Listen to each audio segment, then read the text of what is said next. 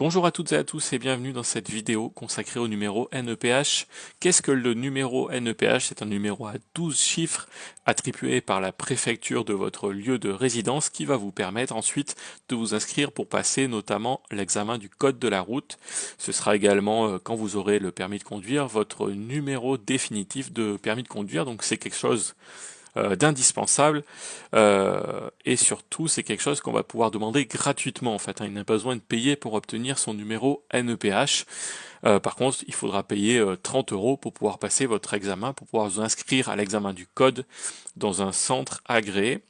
Donc nous allons voir ensemble les étapes indispensables pour obtenir votre numéro NEPH. Donc la première étape, c'est de créer un compte sur le site de l'ANTS. L'ANTS, c'est l'Agence nationale des titres sécurisés. Donc le lien est en dessous de cette vidéo. C'est ants.gouv.fr/mon espace/s'inscrire. Donc c'est très simple, hein.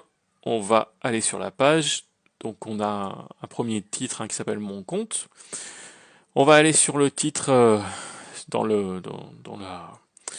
la partie je crée mon compte. Donc on va laisser un je suis un particulier, nom de famille, bon, on va mettre un nom de famille, un prénom, une adresse email,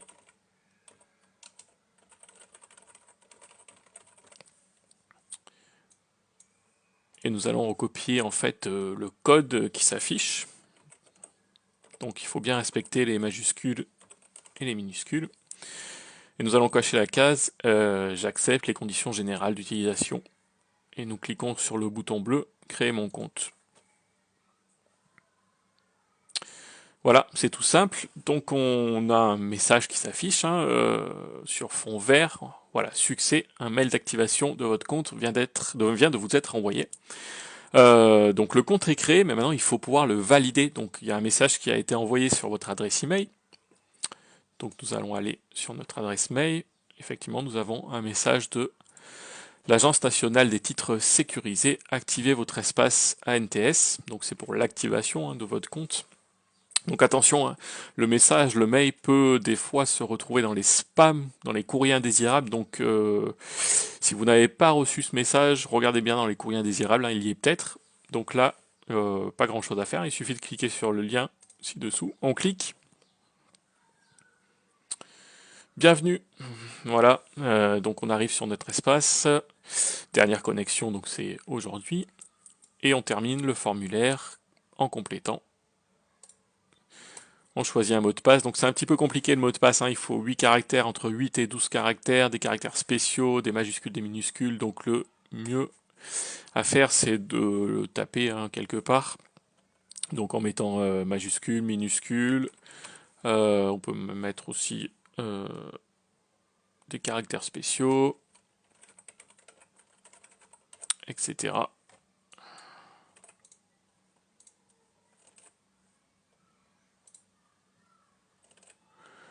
Voilà, là il faut répondre à une question secrète, ça c'est pour pouvoir retrouver votre compte. En fait, si vous le perdez, on va vous poser une question. Donc je sais pas, vous mettez par exemple votre acteur ou votre actrice préférée ou votre première voiture, vous mettez une réponse.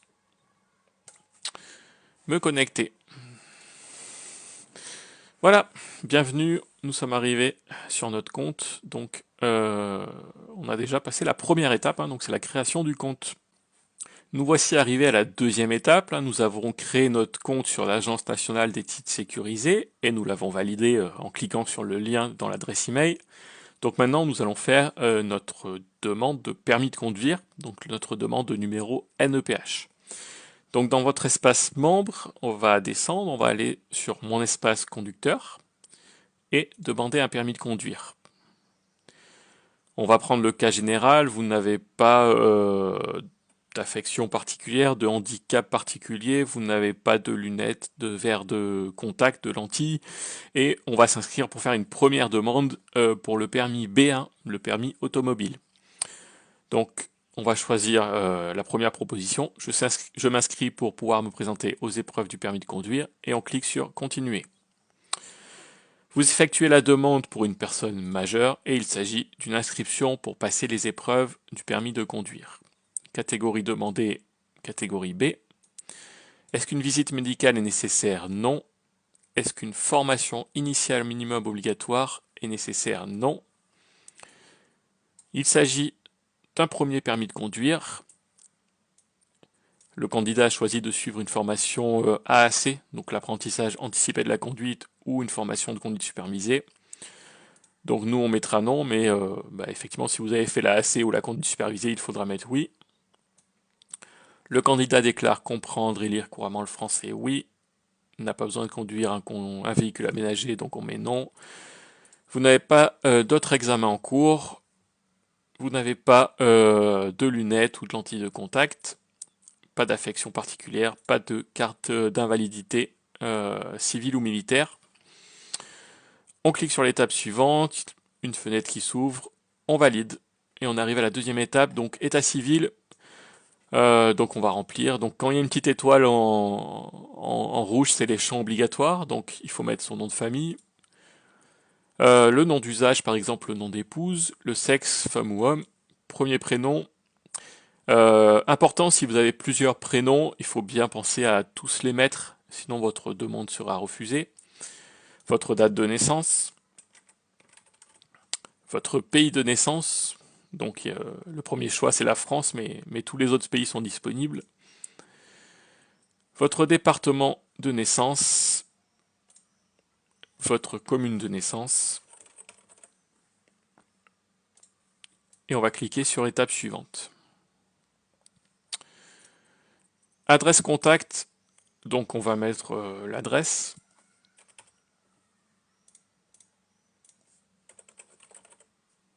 Code postal.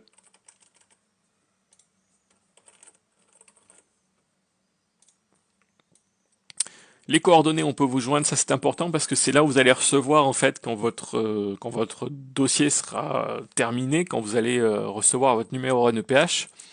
Vous aurez un petit mail en vous expliquant qu'il faut vous connecter sur votre espace membre pour récupérer votre numéro. Donc c'est important que l'adresse mail soit bonne. Et on recommande également de mettre un numéro de téléphone pour recevoir un SMS. J'accepte que mes données personnelles soient réutilisées, donc ça c'est pour recevoir de la pub, donc a priori on va mettre non, et on va cliquer sur l'étape suivante. Nous sommes maintenant à l'étape 4, donc photo signature, avec trois propositions. Donc la première proposition, vous disposez d'une photo et d'une signature numérique, c'est-à-dire que vous êtes allé chez un photographe agréé ANTS. Vous en trouverez dans toutes les villes, dans toutes les grandes villes, donc c'est la solution privilégiée en fait, puisque vous allez aller chez votre photographe, il va vous prendre en photo et puis il va vous faire signer sur une tablette numérique et vous remettre un document, un papier avec un code photo signature numérique à 22 chiffres qu'il faudra rentrer dans la case juste en dessous des photographies.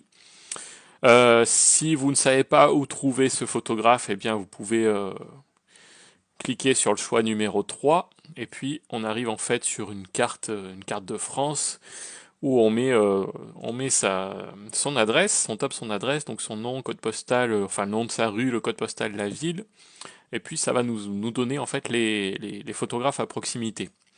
L'autre solution c'est la solution numéro 2, c'est-à-dire la solution si vous disposez de photographies au format papier, hein. Donc dans ce cas-là, il faut les mettre dans une enveloppe et puis imprimer le document qui vous est remis à la fin de l'inscription et puis envoyer tout ça. Moi, je recommande très fortement de trouver un photographe agréé parce que c'est quand même la solution la plus simple qui fera gagner du temps. Donc, on clique sur l'étape suivante. Voilà.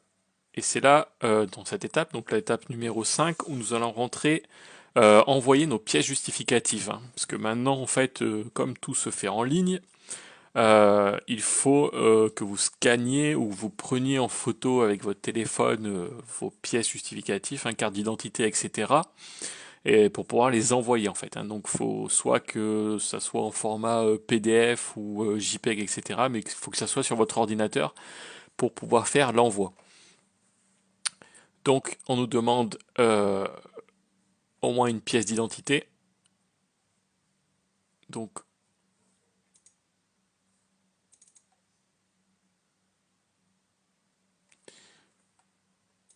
on met notre pièce d'identité, un justificatif de domicile.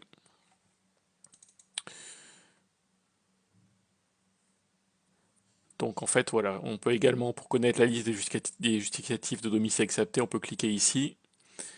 Voilà, et on a tous les cas possibles en fait, hein. Donc le cas le plus commun c'est vous avez un justificatif de domicile à votre nom, donc une facture datant de moins de 6 mois d'eau, d'électricité, gaz, téléphone, y compris téléphone portable, une quittance de loyer, un avis d'imposition, mais il y a également tous les autres cas possibles. Vous pouvez également envoyer d'autres pièces justificatives selon votre situation, notamment l'attestation scolaire de sécurité routière, un ASSR, un avis médical, le BSR, etc. Et on clique sur l'étape suivante. On arrive au récapitulatif, donc l'étape 6. Donc ça va reprendre en fait tout ce qu'on a rentré précédemment, donc il faut vraiment vérifier que tout est correct. Notamment dans l'état civil, hein, votre nom de famille, vos prénoms, votre ou vos prénoms, date de naissance, votre adresse, l'adresse mail et le téléphone pour vous contacter, les pièces justificatives. Voilà, et on vous explique à la fin qu'il faut relire soigneusement les informations de votre récapitulatif, car une fois validé, eh ben, on ne pourra plus modifier sa demande. Vous cochez la case en attestant sur l'honneur que les renseignements de cette demande sont exacts, et vous pouvez cliquer sur valider. Nous arrivons maintenant à l'étape 7, l'étape de la confirmation. Donc si vous êtes allé chez un photographe agréé, que vous avez rentré votre code photo à 22 chiffres, vous n'aurez pas à télécharger le formulaire de dépôt photo signature. Sinon, il faut le télécharger et puis coller votre photographie et votre signature dans les cadres et envoyer tout ça. Voilà, on vous précise les caractéristiques de la photo d'identité, donc c'est la même que pour les passeports. Et puis sinon, vous avez seulement à télécharger en fait le justificatif. Donc c'est votre justificatif de demande. Voilà, justificatif de dépôt de la demande. Votre demande a été envoyée donc avec la date du jour. Le numéro de la demande, c'est très important. Si vous avez besoin de communiquer avec l'administration, il faut toujours mettre ce numéro. Voilà, donc ça, c'est très important.